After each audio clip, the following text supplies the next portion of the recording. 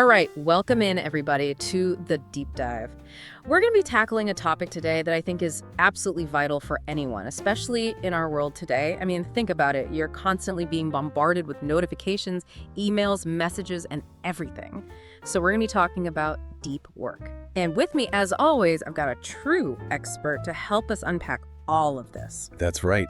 We're diving deep, pun intended, into the concept of deep work, which the book we're looking at defines as the ability to focus without distraction on a cognitively demanding task. We'll be exploring what it is, why it's so valuable, and honestly, kind of rare these days, and most importantly, how you, listening right now, can actually cultivate this in your own life to achieve more and feel more fulfilled. Okay, so to kick things off, I guess we got to start with the basics, right? Like, what exactly is deep work? I feel like people throw the term around a lot, but maybe without a solid grasp of what it means in practice. Yeah, that's fair. At its core, deep work is about giving your full attention to one thing and one thing only. A task that really requires you to use your brain power. No multitasking, no checking your phone every 5 seconds, just pure, undistracted focus. And it stands in direct contrast to what the book calls shallow work, which is basically all that stuff we do in a distracted, half-hearted way. Think answering emails mindlessly, attending meetings where you're not really needed, scrolling through social media. Busy work that doesn't really move the needle. So it's not just about the type of task you're doing, but also the quality of attention you're bringing to it. Right. Exactly. And the book uses some really fascinating examples to illustrate this, both historical and modern. Like, did you know Carl Jung, the famous psychologist, actually built a tower specifically for the purpose of deep work? Wait, really? I vaguely remember something about that, but I didn't connect it to this idea of deep work. Right. It's pretty remarkable. He called it the Bullingdon Tower, and it wasn't just some weekend project. He spent decades, a huge chunk of his life, building and expanding it, and he was very intentional about its purpose. It was his sanctuary, a place free from distractions where he could really dive deep into his writing and thinking. And get this, the book mentions how Jung even reduced his clinical practice, seeing patients, to free up more time for focused work on his intellectual pursuits. Wow, that's serious commitment. It really highlights how deep work often requires us to prioritize, sometimes even make sacrifices to create the space and time for it. Absolutely. And for a more modern example, there's this incredible story of Jason Ben, who basically locked himself in a room to learn how to code. I mean, talk about dedication. Okay, I gotta hear this. This sounds intense. So Ben wanted to learn software development, but he knew he was easily distracted. So he went full-on hardcore. No computer, no internet, just textbooks, note cards, and a highlighter. For months, he immersed himself in this completely disconnected world, studying for 5 hours or more every single day. He even practiced coding by explaining concepts out loud to himself. You could just imagine the level of focus he had to develop. I mean, that sounds incredibly challenging, especially at first. I can't imagine being completely offline for that long these days. Right. But the results speak for themselves. After just 2 months of this intense, deep work, he enrolled in this crazy, difficult coding boot camp, and he absolutely crushed it. Graduated top of his class, landed a high-paying job in Silicon Valley, and basically transformed his entire career trajectory. That's wild. It's a testament to what you can achieve when you really commit to deep work, even if it means taking some drastic measures. Exactly. It shows that breaking free from distractions and developing that ability to focus deeply can be a game changer, leading to much faster progress than you might expect. Okay, so we've established that deep work is this powerful skill, but why is it so important now?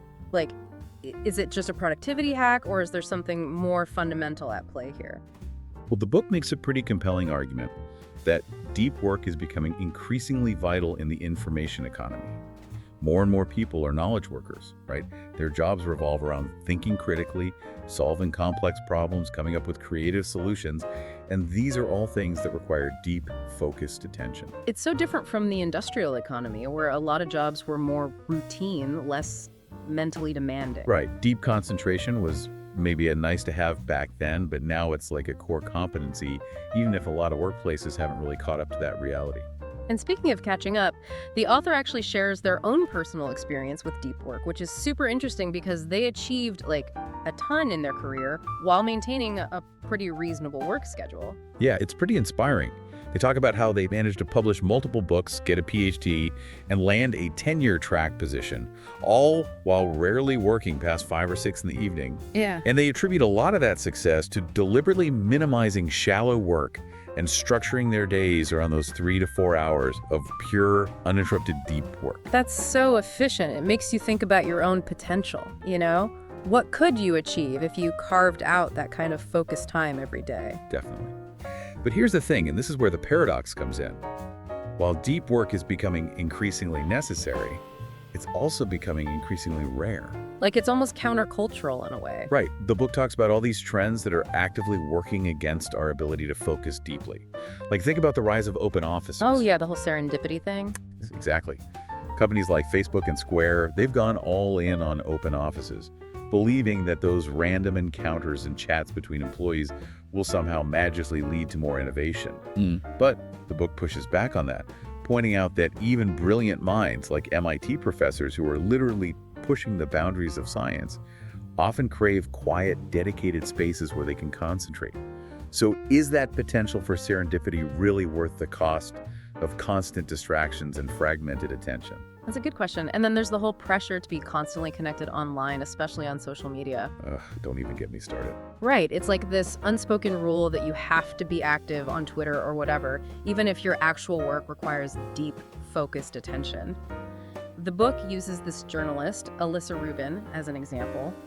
She does amazing investigative journalism for the New York Times, which obviously takes tons of research, analysis, thoughtful writing. But then she also has to maintain this Twitter presence, which is all about quick hits and shallow engagement. And the book even mentions how people who question this trend, like the novelist Jonathan Franzen, get ridiculed for it. It's like we've collectively decided that being online and responsive is inherently good, regardless of what we're actually doing online. Exactly. And this all ties into what the book calls the principle of least resistance. Basically, it's easier and more comfortable in the moment to just do the shallow stuff, to be constantly busy and connected. It feels productive, even if it's not actually moving the needle. Right, because shallow work often offers more immediate feedback. You answer an email, you feel like you accomplished something. But deep work, it's more about the long game. It's about developing skills, producing high-quality work, making a real impact, which takes time and doesn't always feel as instantly gratifying. It reminds me of that thing Richard Feynman said about the myth of irresponsibility. He purposely cultivated this reputation for avoiding administrative tasks and committees so he could protect his time for deep thinking. Yeah, that's a great example. He understood that his real value came from his deep work, not from being busy with shallow stuff, even if it made him look a bit irresponsible to some people. And the book also quotes Matthew Crawford, who talks about how knowledge workers often crave that feeling of tangible accomplishment, like you get from working with your hands. So they end up defaulting to this visible busyness, things they can check off a list, even if those tasks aren't really that important in the grand scheme of things. It's like we're confusing motion with progress. Totally. And then there's this whole cult of the internet thing the book talks about. Oh yeah, the idea that everything online is inherently innovative and valuable, even if there's no real evidence to support that. Right. It creates this environment where deep work, which often means disconnecting from all that, is constantly fighting an uphill battle.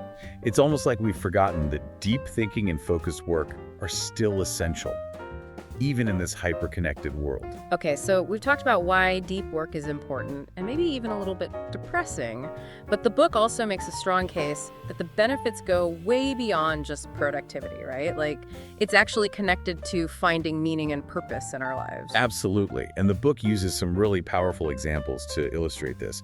One that really stuck with me was the story of Rick Furr, a master swordsmith. I remember that one. His work is incredible.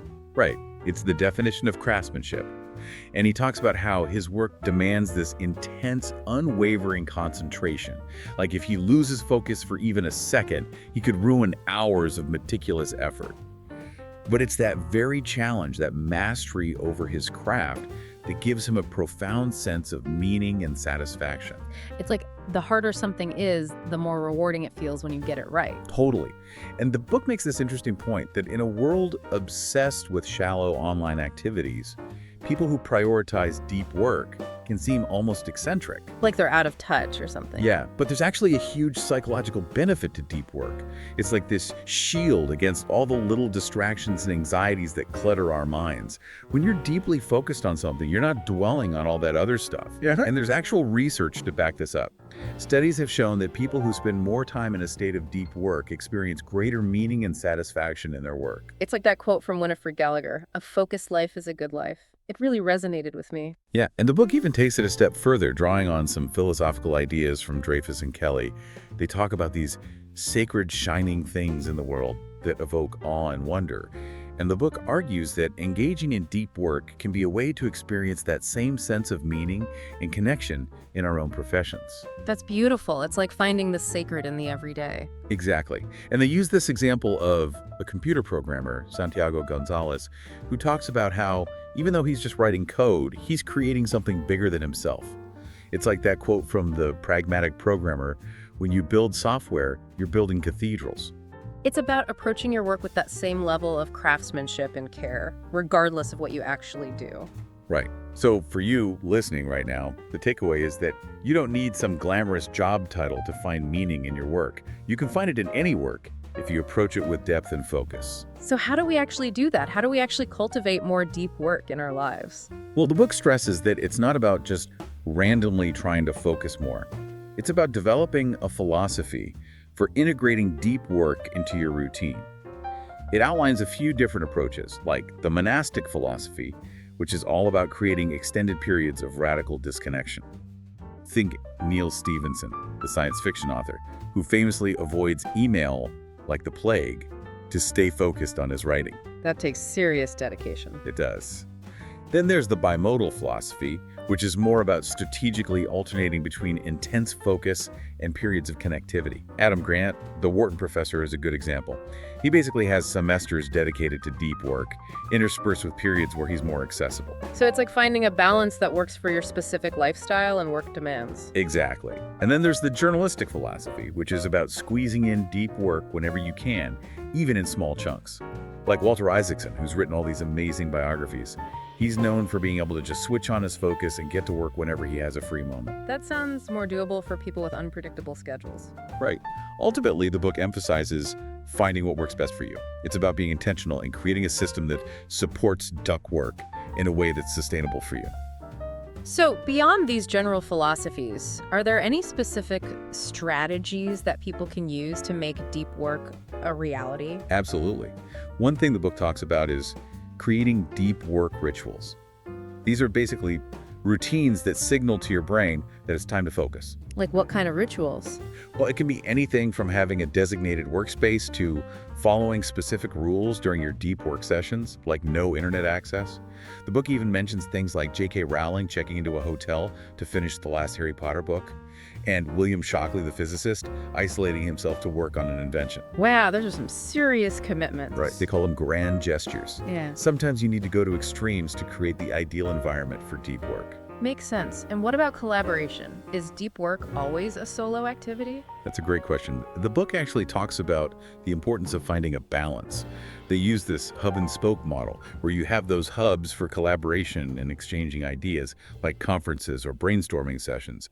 But then you also need those spokes, those quiet spaces where you can retreat and do the deep work to process and build upon those ideas. So collaboration can spark the initial ideas, but deep work is where you really develop and refine them. Exactly. And the book even suggests applying business principles to individual deep work, specifically drawing on the 4 disciplines of execution. Okay, I'm intrigued. How do those principles translate to personal productivity?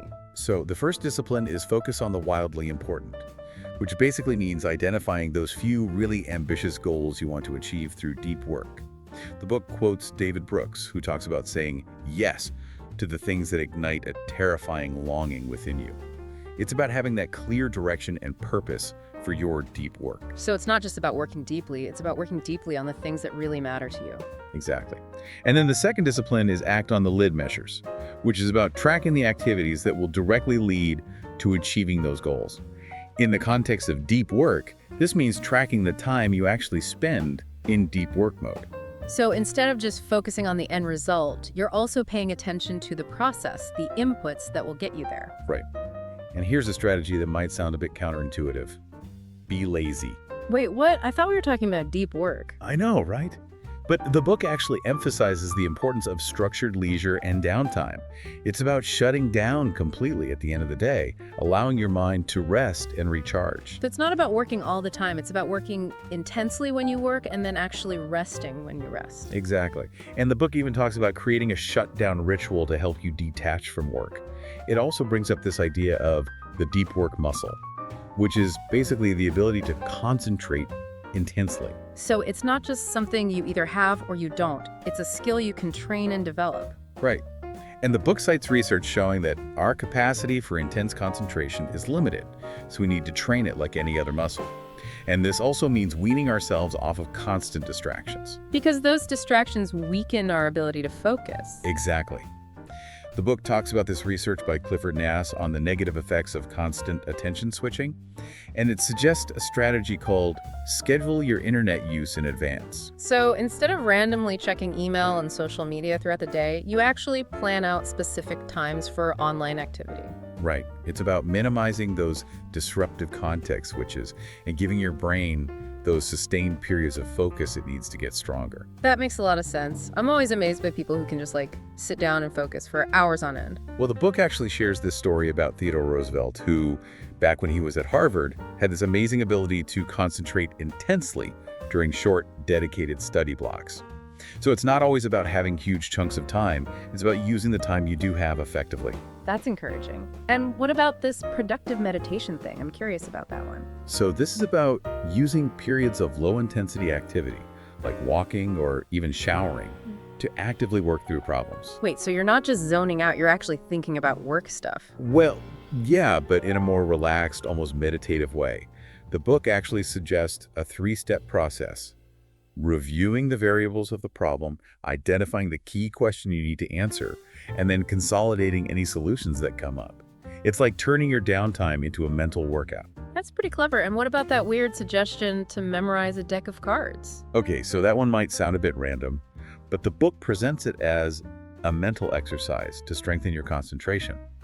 Like, the process of memorizing those cards forces you to focus intensely and direct your mental resources. So it's like weightlifting for your brain. Exactly. And then, of course, the book addresses the elephant in the room: distractions. Which are, everywhere these days. Right. The book acknowledges that willpower is limited and that we're constantly bombarded with tempting distractions. And it critiques this all-or-nothing approach to technology where it's either constant connection or drastic internet sabbaticals. Which isn't really realistic for most people. Exactly. So instead, they propose a craftsman approach to tool selection. Okay, I like the sound of that. Tell me more. Basically, it's about being more intentional about the tools we use. Like, a skilled craftsman doesn't just use any old tool, right? They choose the best tools for the job, the ones that will help them produce high-quality work. So we should be just as discerning about our digital tools. Exactly. And the book contrasts this with the any benefit approach, where people justify using a tool if it has any potential benefit, even if it's also super distracting. They use this example of a farmer deciding whether to buy a hay baler, carefully considering the long-term impact on his farm. So we need to think about the long-term impact of our tools, not just the immediate benefits. Right.